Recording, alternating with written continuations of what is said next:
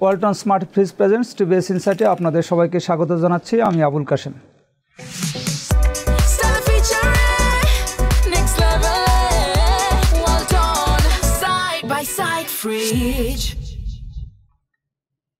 প্রিয় দর্শক, আমরা আজকে কথা বলবো এশিয়ার মধ্যে উন্নত দেশ জাপানে বাংলাদেশ থেকে জনশক্তি রপ্তানি নিয়ে।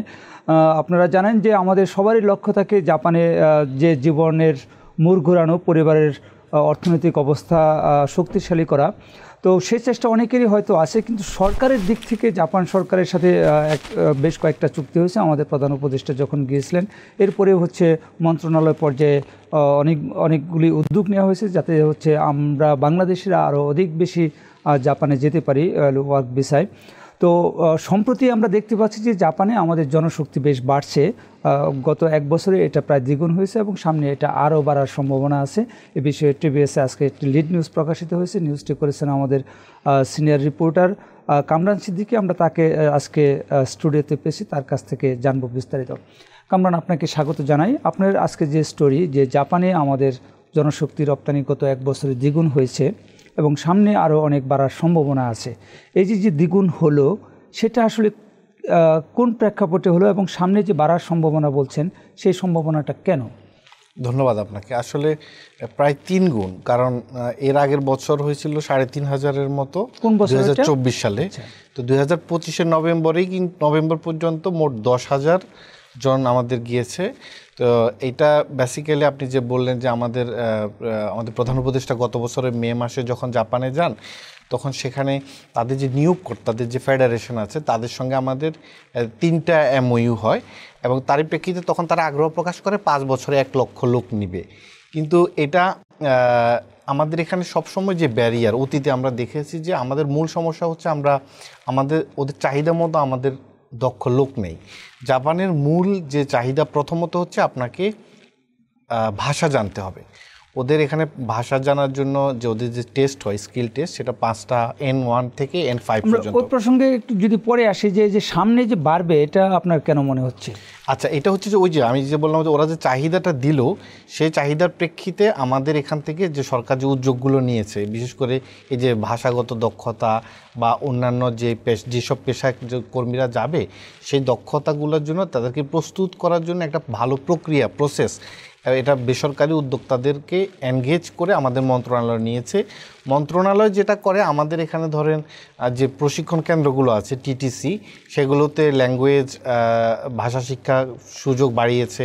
আবার প্রাইভেট যে এজেন্সিগুলো আছে তারাও অনেকে নিজস্ব ক্যাপাসিটিতে ট্রেনিং দেওয়ার ব্যবস্থা গ্রহণ করেছে। এই যে সার্বিক, যেহেতু ওখান থেকেও এক ধরনের চাহিদা, এবং আমাদের যে উপদেষ্টার পরে যে আমাদের সচিব মহোদয় গেলেন গত মাসে, সেখানে তাদের সঙ্গে 40টা আমাদের B2B এগ্রিমেন্ট হয়, MOU হয়, যার ভিত্তিতে ওরা স্পেসিফিক কিছু চাহিদা দিয়েছে বিভিন্ন সেক্টরে। সংখ্যাগত কোনো চাহিদা না, বাট বলেছে আমরা কমিট করেছে আমরা এই খাতে লোক নিব। তো তার প্রেক্ষিতে আমরা দেখতে পাচ্ছি এর একটা বাস্তব প্রতিফলন, তাদের যে কমিটমেন্টের বাস্তব প্রতিফলন এখন দেখা যাচ্ছে। এবং সেই এস্টিমেশনেই সরকার বলছে যেই হারে ল্যাঙ্গুয়েজ শেখার জন্য ছাত্রদের ভর্তি হওয়ার আমাদের একটা হিসাবে আসছে, যেখানে মন্ত্রণালয়ে 13,000 লোক ওয়েটিং ফর হচ্ছে নেক্সট ল্যাঙ্গুয়েজ টেস্ট এই মাসে। তো এই যে তাদের অপেক্ষমান, তার মানে হচ্ছে যে লোকজন যে হারে ভর্তি হচ্ছে, তার মানে সামনের বছরগুলোতে একটা জ্যামিতিক হারে লোক বাড়ার একটা সম্ভাবনা তৈরি হয়েছে। আপনার কাছে জানতে চাবো যে এই যে আমাদের দেশে যারা জাপানে আসলে যেতে চায়, তাদের একটা তো আছে যে জাপানি ভাষা শিখতে হবে, আর কোন বিষয়ে তাদের যদি প্রশিক্ষণ থাকে তাহলে সেটা সুবিধা হবে? মানে আমি যদি যেতে চাই বা আমার পরিচিত কেউ যেতে চায়, তারা আসলে কোন ধরনের প্রস্তুতিগুলি নেওয়া দরকার, এটা একটা বিষয় আপনি বলবেন।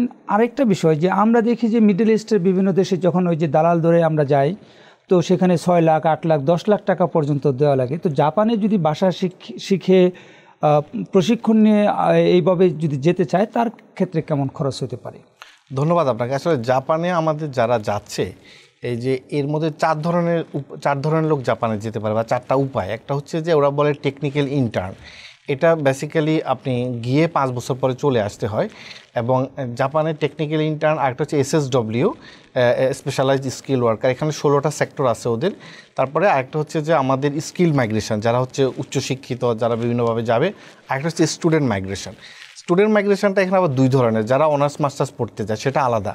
আমরা যে স্টুডেন্টদের কথা বলছি বেসিক্যালি এরা এখানে ল্যাঙ্গুয়েজ কোর্সে ভর্তি হয়, ওখানে গিয়ে 1 বছর পরে বা 6 মাস পরে তারা কোর্সটা শেষ হলে তারা হচ্ছে ওখানে জব করতে পারে। এই যে 10,000 লোক গেল, এর মধ্যে কিন্তু সরাসরি জবে গেছে 1,500-এর মতো, বাকিটা কিন্তু এই ল্যাঙ্গুয়েজ টেস্টে গিয়েছে। এবার সেই প্রবণতাটাও বেড়েছে। তো আপনি যে বলেন, তো এখানে আমাদের দুই ধরনের SSW এবং টেকনিক্যাল ইন্টার্নের বয়স ধরেন 18 থেকে নর্মালি 35 বছর ওরা প্রেফার করে।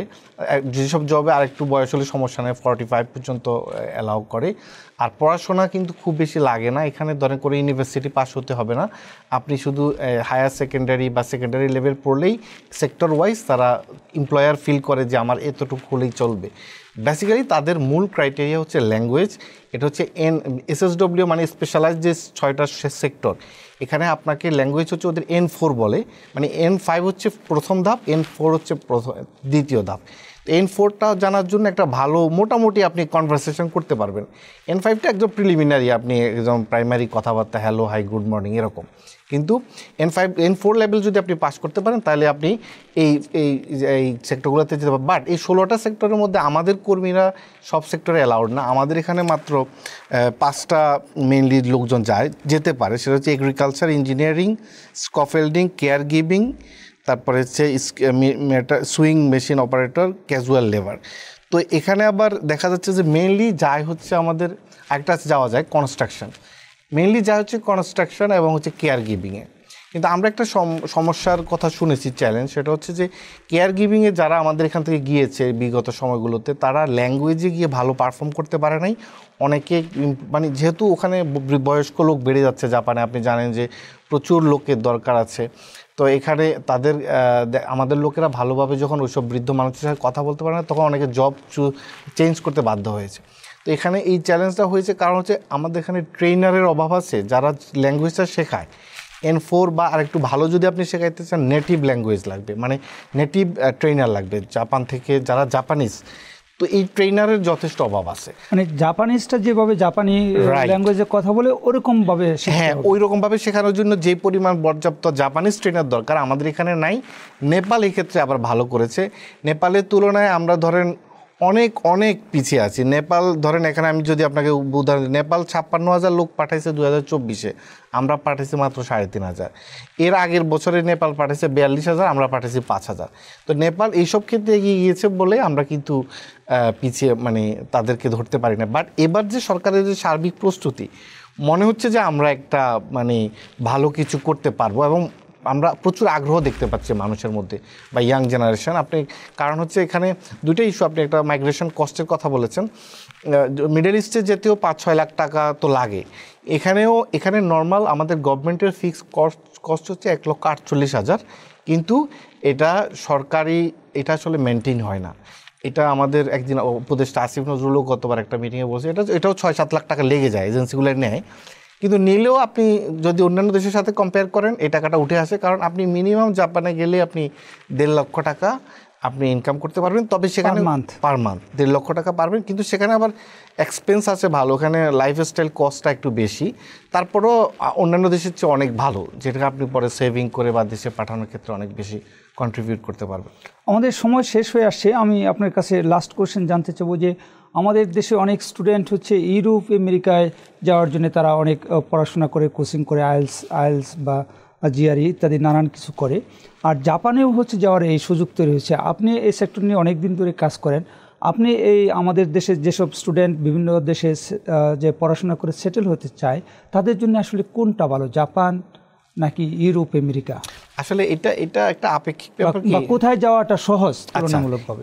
মানে আমার কাছে মানে যেহেতু ইংরেজি শেখাটা আমাদের অভ্যস্ততা, আমরা শুরু থেকে পড়ি, এভাবে যদি কেউ ইংলিশে ভালো তার মানে ক্যাপাসিটি বেস তৈরি হয়, সে তার মানে তার হচ্ছে যে তার অপরচুনিটির উপর ডিপেন্ড করে সে ইউরোপে যেতে পারে বা ইংলিশ স্পিকিং কান্ট্রিগুলোতে সে সুযোগটা নিতেই পারে, সমস্যা নেই।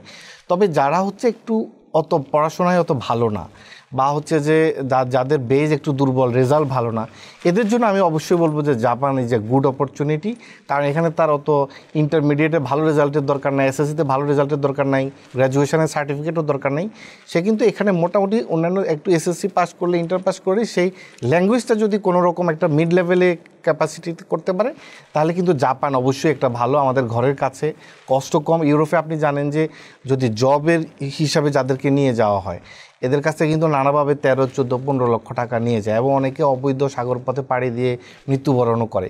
সেই জায়গায় ঝুঁকিগুলো কিন্তু জাপানের নাই, জাপানে অবৈধভাবে যাওয়ারও সুযোগ নাই। সো আমি মনে করবো এই ধরনের লোকজনের জন্য, যারা জব এসপায়ারিং পিপল, তাদের জন্য অবশ্যই জাপান বেটার হবে। ধন্যবাদ আপনাকে। প্রিয় দর্শক, আমরা কামরানের কাছ থেকে বিস্তারিত জানলাম জাপানে যাওয়ার যে আমাদের একটা অবারিত সুযোগ তৈরি হয়েছে। কামরানের নিউজ আমি পড়ে যেটা জেনেছি যে সেখানে জনশক্তি রপ্তানি সচিব বলেছেন যে জাপানে আমরা যত পাঠাইতে পারবো জাপান সরকার আমাদের কাছ থেকে তত জনবল নেবে। ফলে একটা অবারিত সুযোগ তৈরি হয়েছে। আমাদের যারা প্রাইভেট সেক্টর আছে, গভর্নমেন্ট সেক্টর আছে, তারা প্রয়োজনীয় প্রস্তুতি নিচ্ছে। একই সাথে যদি যারা শিক্ষিত সমাজ দেশে কাজ পাচ্ছে না, অনেক টাকা খরচ করে বিভিন্ন দেশে লেবার ভিসায় যাওয়ার চেয়ে যদি একটু ভাষা শিখে কষ্ট করে জাপানে যেতে পারেন, তাদের জীবনটা কিন্তু ঘুরে দাঁড়াতে পারে, তাদের পরিবারের ভবিষ্যৎটা উজ্জ্বল হতে পারে। এটাই আমাদের প্রত্যাশা। আপনারাও একটু উদ্যোগী হতে পারেন এক্ষেত্রে। আমাদের শো যদি আপনাদের ভালো লাগে, আপনারা লাইক করবেন, শেয়ার করবেন। সবাইকে ধন্যবাদ।